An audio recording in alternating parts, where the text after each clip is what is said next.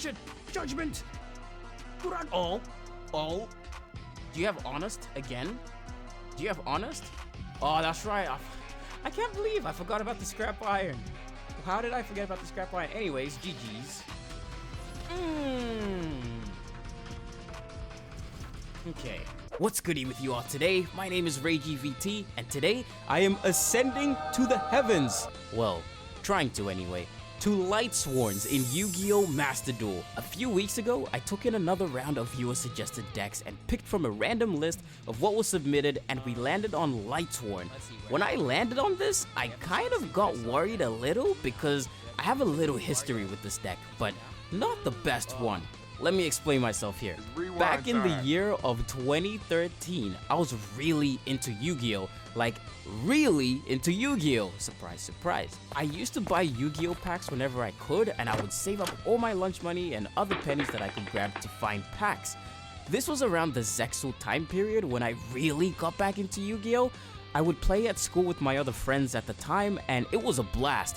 Back then, it was very rare that I could grab anything beyond the structured deck, like booster boxes or tins. But even structured decks were usually for special cases only, but it was always a thrill whenever I could get one for myself.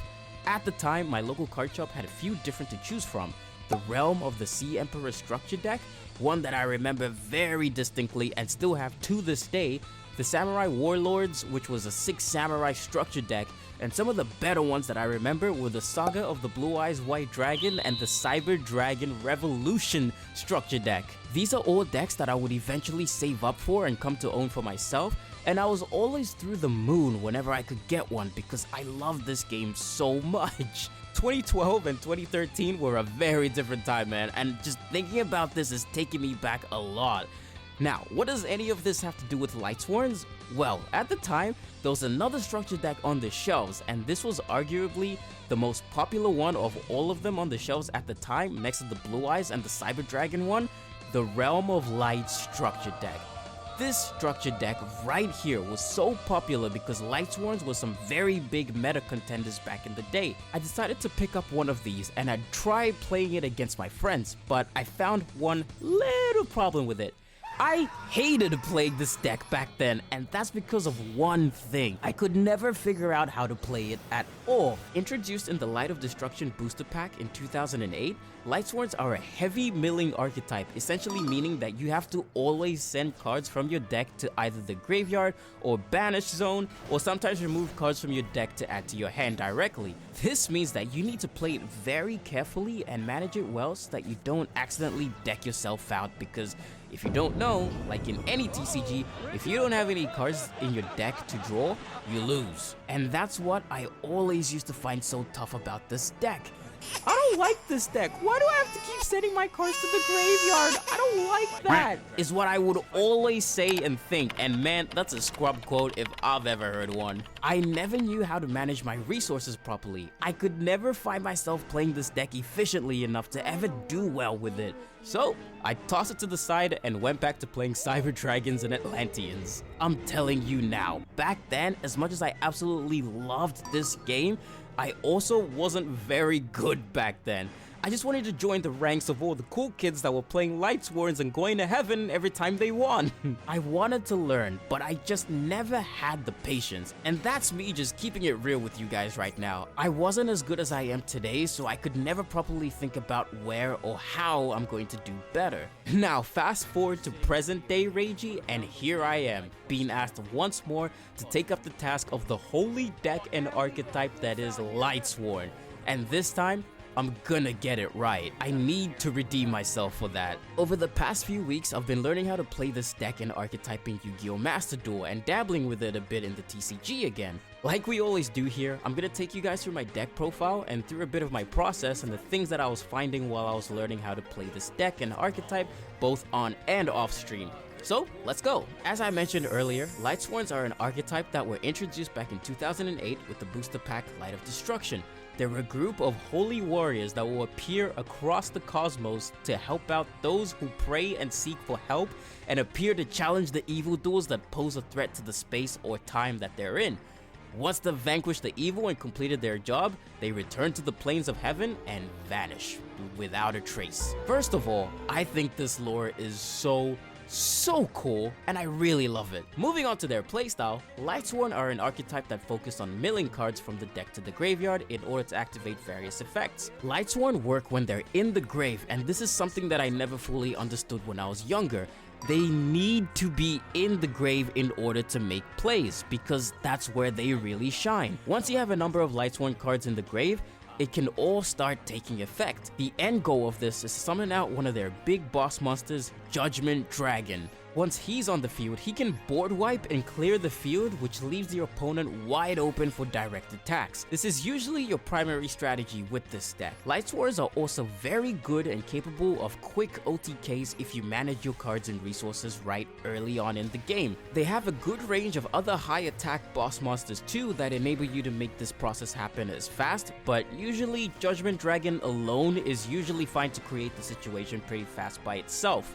So, here's the deck list. This is what we came up with on stream, so let me take you through it. Now, understand that this is a pure Lightsworn archetype build, because that's what I like to do here, is just to showcase an archetype, its strengths and weaknesses, and my personal experience with learning it, so keep that in mind. It's nothing super meta or extra high level or anything like that.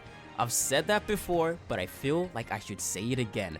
It's all for fun. For the main deck, I'm playing only 2 copies of Raiko the Lightsworn Hunter. This really should be at 3, but I'll explain why I cut it to 2 a little bit later on. This is a flip effect monster which, once flipped up, allows you to either destroy any one card on the field or send the top 3 cards of your deck to the grave, something that a lot of these monsters can and will do. Next up is Lumina, a Lightsworn Summoner, arguably one of the most useful cards in this deck. She lets you discard 1 card and brings back a level 4 or lower Lightsworn monster from your grave to the field as a special summon. This is great for beginning and extending combos whenever she's played, because she can lead into various synchro or exceed plays to get your boss monsters out quickly if you're already filling the grave enough with Lightsworn monsters. She also mills 3 cards from your deck to the grave at the end of every turn, which helps speed up the process. And she's pretty. The next key piece is Lila the Lightsworn Sorcerer, who's good for quick back row removal once your next turn comes around, but sometimes I found she was good to just have on the field to get going with my extra deck plays if I already had another Lightsworn on the field. And then we have Wolf the Lightsworn Beast.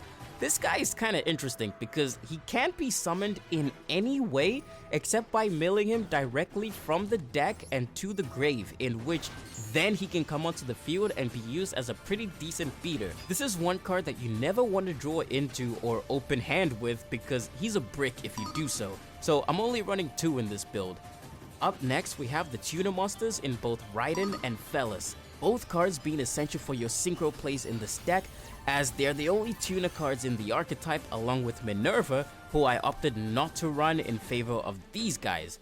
Raiden allows you to mill the top 2 cards from your deck to the grave, and if any of those cards are Lightsworns, he gains a 200 attack point boost. And Fellas is another weird one because she can't be normal summoned and needs to be special summoned through other card effects. If she goes from the deck and straight to the grave, then she can come out for free and can be tributed to destroy any one monster your opponent controls. I think it's kind of weird, but it's still a neat effect. And lastly, the big boss itself, Judgement Dragon. This card is what you're usually working towards to, and if you can play it smart, you can turbo this guy out easily within 1 turn to board wipe and destroy everything, leaving your opponent open for direct attacks. This card can be special summoned so easily as well, as long as you have 4 different Lightsworn monsters in your grave. And if you have more than one of these cards in your hand, it can be game over for your opponent. A very strong and worthy boss monster. Now, one final monster I wanted to touch on a bit was its cousin, Punishment Dragon. This card usually never sees play a lot, at least from what I've seen in some other builds. This card is also significantly harder to bring out compared to Judgement Dragon, in that it needs 4 cards banished instead of just in the grave. Okay, it's not the most difficult summon requirement, but it's just a little bit tougher than Judgement Dragon. And similar to Judgment, it lets you pay 1000 life points to shuffle every card back into the deck of each player except Lightsworn monsters. Also, send 4 cards from the top of your deck to the grave if any Lightsworn effects were activated. Personally, I don't think this card is worth it. Not only is the summoning condition harder, but the payoff just isn't worth it to me the same way that Judgment is. I highly recommend just playing Judgment at 3 instead, honestly, but it never hurts to experiment a bit. The remainder of the monsters are gonna be single cards ran at 1 each to help round out and support the main deck. Then, a few spells to go over. First up are both Solar Recharge and Charge of the Light Brigade, your primary spells of this deck. Solar Recharge lets you discard 1 Lightsworn monster to draw 2 and then sends 2 cards from your deck to the grave, and Light Brigade lets you mill 3 and add a level 4 or lower Lightsworn monster from your deck to your hand. Both very key cards as they'll be helping you fill your grave as quickly as you can. Because the primary goal of this deck is to get cards in our grave as quickly as possible, it's important that we run cards that allow us to do just that. Cards like both Foolish Burial and Goat Sarcophagus really help with this a lot. Goat Sark banishes 1 monster from your deck, and then on your second standby phase after it's activated, you can add that monster to your hand. The target is usually Judgement Dragon for me because I want to have it as quickly and as easily as possible, especially when I don't draw into it early in the game. And because usually, if the game isn't over by then, you usually have enough in the grave to pop this guy onto the field. And finally, Pot of Avarice is a card that recycles our cards from the grave and back into the deck for when we may be getting a little low on cards in our deck. I also run 1 Twin Twisters just for some good back row removal and only 1 to 2 traps in both Beckoning Light and Breakthrough skill. Now, for the main deck, it's very important that we keep this card count to as close to 40 and no higher because you want to be able to cycle through these cards as quickly as possible so you can get your plays going ASAP, and especially if you want to turbo Judgment quickly. This list in specific has 42, but I don't think that's too bad for now. And now a very quick rundown of the extra deck. We're mainly playing just the Lightsworn boss monsters and some other cards that help us support the archetype by having effects that activate with stuff in the grave or to help us recycle material to keep it going. First up is Michael the Arc Lightsworn, the leader and the founder of the Lightsworns. You can banish any 1 card on the field by paying 1000 life points, which isn't too bad, especially when you have something you really can't beat over on your opponent's field. And he also lets you return any or all of your Lightsworn monsters from your grave back to your deck.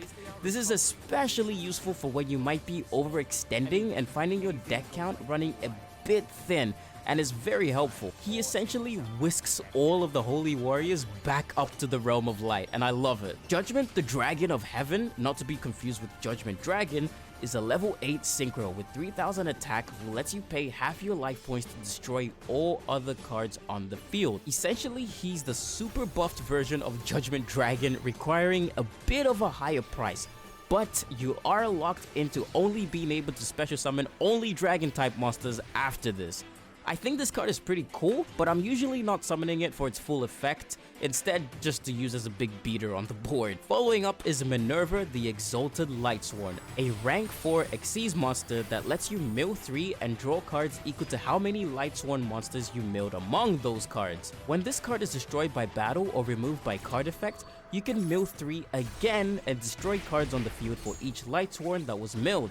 This is very useful when she comes through, and it helps a lot in tough spots. And lastly is Curious the Lightsworn Dominion, a Link 3 monster that when it leaves the field, lets you target a card in your grave to add to your hand, and lets you send a card from your deck to the grave on Link Summon, or allows you to continuously mill whenever another Lightsworn effect is activated.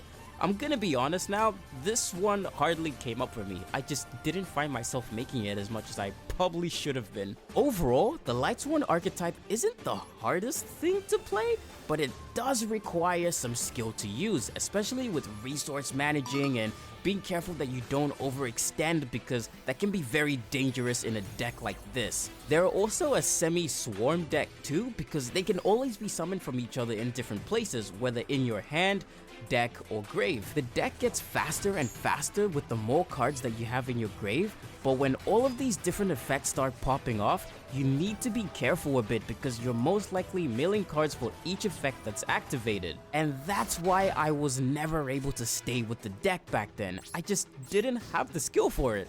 But now, times are different. After gaining more of an understanding and learning this deck, let's see what we can do in the arena. And now, onto the duels. Alright, sweet. Let's get into this. So, coming up to the first duel, this one's gonna start off a little bit basic. So what I'm gonna do is I'm gonna build up with these replays, start kind of like from basic, just to kind of show you what your game plan is with Lightsworn and just kind of like how I was navigating around certain situations when it came to this deck, because this deck actually struggles quite a bit in a few areas, and we'll tackle it as we go. So starting off, I'm just gonna set the one Raiko face down. I'm gonna pass turn over to my opponent, who's gonna summon the Shadow Monarch. I'm not too familiar with the Monarch names. Caius, yeah.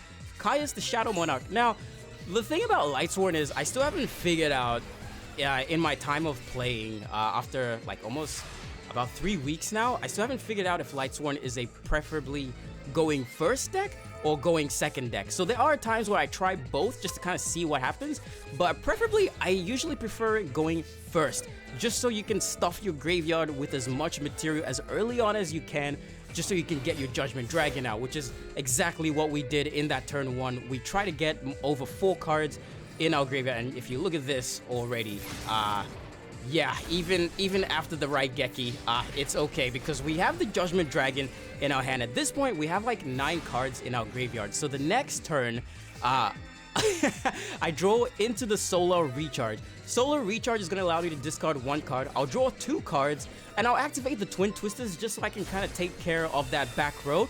Because now it's a lot safer for Judgment to just come in and just do his thing. And this is exactly what I was talking about in the deck profile. Usually, Judgement Dragon by himself is very good at creating these situations where you can just OTK your opponent, especially after you summon Judgment, then you do all your extra special summons.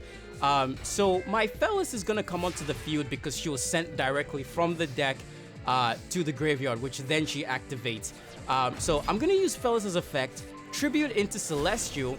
I'm gonna get rid of the one face down that they have, and I'm just gonna clear the field. Easy done, easy Judgment play. Nothing too big here, nothing too fancy here. I'm just kind of trying to show how, you know, working towards Judgment should be your main goal, especially if you are going first. So that's gonna do it for duel number 1. Alright, and now moving on to duel number 2. Now, this one was a little bit more serious compared to the last one, so there will be a little bit more action in this one. But in this duel, I was able to play around quite a few situations that Lightsworns usually shouldn't be able to play through, but I'll explain as I go.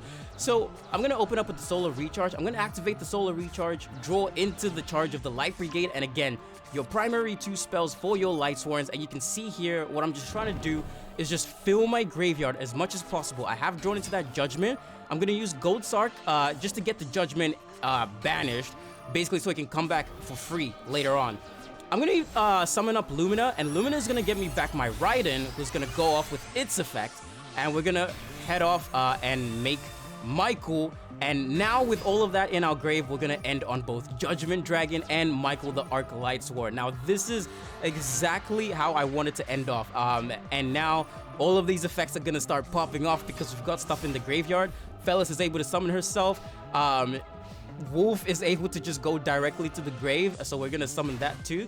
Over to my opponent's turn now, where I find out that they're playing Dragunities, which is a deck that I haven't really come up like across too many times, or like at all, I think.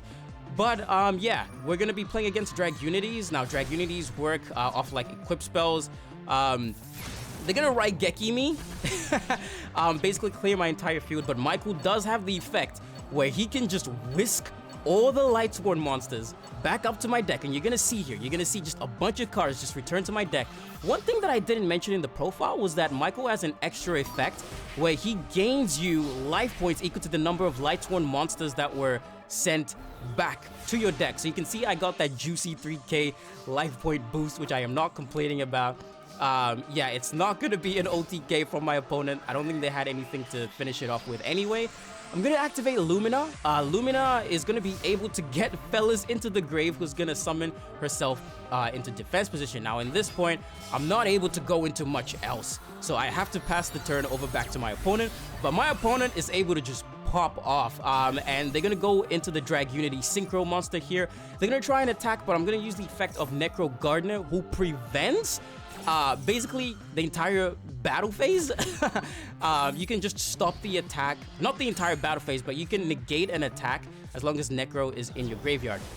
But my opponent is still able to attack me, but I do have the Honest in my hand, which is gonna boost my Lumina to match the attack points there. And that is one card that I forgot to completely mention in the profile. I kind of skimmed over it a little bit, but Honest is a card that you want to run at 2 of, because yeah, Honest is just the type of card that, you know, when you have it, it's great, but when it's used against you, it's the most rage-inducing card, and we're gonna make full use of that here, closing out game number 2.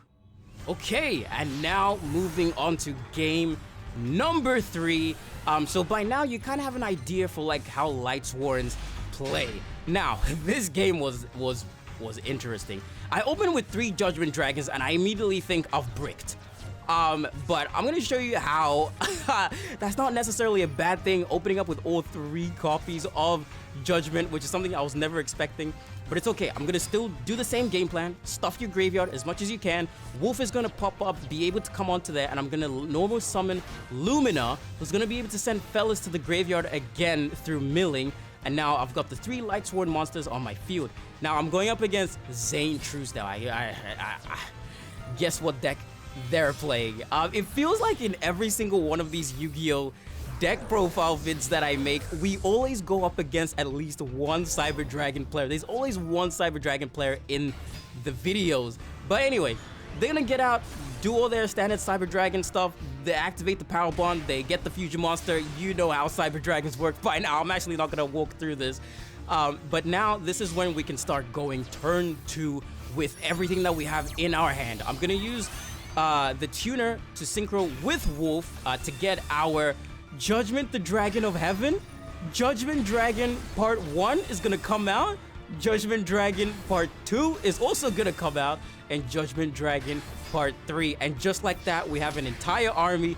I'm gonna go ahead and fully swing for game. And then there we have it. So there is kind of like your turn 1 Judgment Dragon. Okay, not turn 1 really, but that's the Judgment Dragon play that you can go into, you know, if you open hand with multiple copies, more than 1, which is always great, but you still want to keep with your original game plan. You want to stuff the graveyard as much as you can turn 1, because the moment that you do, you can't just, it's not that you can just bring out the 1, you can bring out literally all 3 copies if you can, because they all activate off the same effect.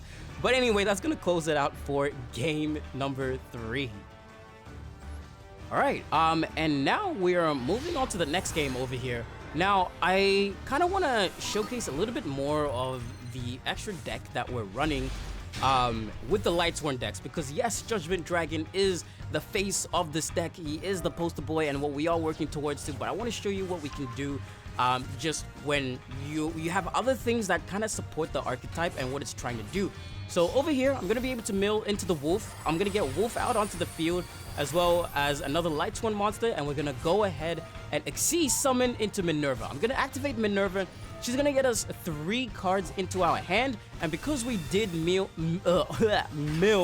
Fellas can come onto the field as well, and look at that, triple Judgment Dragons. Again, just like that, and this is the end board. Ideally, this is the end board that you kind of want to work towards to, whether you're going first or second. We are going first here, so we are going to set us up a bit better. This is optimally what I want all my first turns to look like with Lightsworns, but it doesn't always happen. But we make the most of what we got. Now, over here, we are going up against a Black Luster Soldier deck, which is interesting. They're gonna be able to send away my Minerva as well as her materials. Minerva is gonna go to the graveyard. We're still gonna be in a sort of comfortable position here. The only thing we really need to worry about is that Envoy of the Beginning that they have on their field. But I'm gonna get my Judgment Dragon out, go straight to the battle phase, I have the material, so I'm like, why not? I'm just gonna crash one of my Judgement Dragons into there because I got two other ones on the field. And just like that, we're gonna basically clear the field from our opponent. And now Judgement Dragon is gonna do his thing. He's gonna mill everything. He's gonna be able to mill into Wolf. And again, Wolf and Fellas, two cards that you always want to mill into. Obviously, that's not something that's always in your control, but when it does happen, these guys can set you up pretty well for like your future plays and everything like that. So passing over to our opponent's turn, they're not going to be able to do much. They're going to set the one T-pose pass, and I'm going to go ahead, summon the Plague Spreader off of its effect, but not before my opponent activates their Blackluster Soldier trap card. I don't really know what it does, and I'm not really gonna read it, but Plague Spreader is gonna come out, and we're gonna just clear the field. By now, you guys, you get the general idea. Lightsworn in its end goal is very simple. It's very simple in that you want its big boss monsters out with the Judgement Dragon, the Dragon of Heaven, utilizing your extra deck as well with cards like Minerva and Curious if you can. Unfortunately, it didn't come up this time around, but you get the general idea for what you want to be doing with Lightsworns, how you want to be ending off like on your boards, like the key cards that you're going into, like, you know, the cards that are getting milled like Wolf and Fellas, using cards like Lumina and Lila for their effects as well. Because every single one of their cards mills as well, like you always have something that you can usually do. Sometimes it can be a little bit slow to get going, but once it does get going, like you're usually pretty set. But that's gonna do it for this game, guys. Thank you so much. Yeah, I'm gonna pass it on. And that's gonna do it for the video, guys. I actually had a lot of fun learning this archetype both on stream and off stream, and just kind of just some closing notes and some takeaways that I kind of like found just learning this in general over the past like couple weeks when we've been doing this, is that although sometimes Lightsworns can be a little bit slow depending on how your turn one goes, they are able to create some very, very powerful situations where, you know, with the Judgement Dragon, which with some of the extra deck monsters, you know, like Michael, the other Judgement Dragon, and Minerva, are able to create some really, really good situations for you that leave your opponent like wide open. So they are very, very good for that. It just helps as well that they're kind of like I mentioned before, they're a swarm archetype as well, so you are able to get your cards on there quite quickly. Maybe not to the same pace as the Black Wings that we looked at last time, but they do have that swarm in there with them. And another thing as well that I want to mention is just kind of like make use of your extra deck a lot. Again, I'm kind of talking from the standpoint of a pure Lightsworn build here, but something that I really wanted to make sure that I do was make full use of my extra deck. Now obviously here I'm primarily casing all the Lightsworn monsters here, so you know, your cards like Michael, the other Judgment, the Dragon of Heaven, Minerva, and Curious, which I get again is a card that I wasn't finding myself going into just very much. I just found the rest of the other ones a lot better, but Lightsworns do have a variety of different effects that they can activate, obviously with the whole milling thing as well. So yeah, definitely making full use of the extra deck with the entire Lightsworn archetype is very good. And one thing that I didn't mention in this video is that Lightsworns actually have a sort of like spin-off archetype in the form of Twilight Sworns. Now these guys are supposed to be like the dark versions of Lightsworn, and they kind of have like a similar effect where they're milling, but they're activating off the effect where if you have to like mill off the light version of the Lightsworn, the original, and then, you know, the dark version gets powered up or something. But these are the guys that are easier to go into like with Punishment Dragon, because they deal with like banishing a lot more. So Punishment Dragon is a lot easier to summon in a deck like Twilight Sworns, I'm assuming. I don't know, I won't touch the archetype, but I am a lot more open to it now that I have experience with Lightsworns. But yeah, anyway, this video was a lot of fun. Let me know if there's ever any other archetypes that you guys would like to see over here being showcased on this channel. I enjoy doing these deck profile videos a lot, and I hope you guys enjoy watching them as much as I do making them. But with that, I'm gonna close out the video here. Thank you so much guys for watching, and I will catch you guys in the duel arena. because whenever I would do Game Freak, I would play I'll play a variety of decks, but I remember always going back to the Red Eyes deck.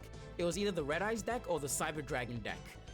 Because I didn't know how to play Lightsworns at that time, and they were like dominating during that time, but I'm like, I don't like Lightsworns, why do they keep sending my cards to the graveyard? But that was before I understood the actual deck.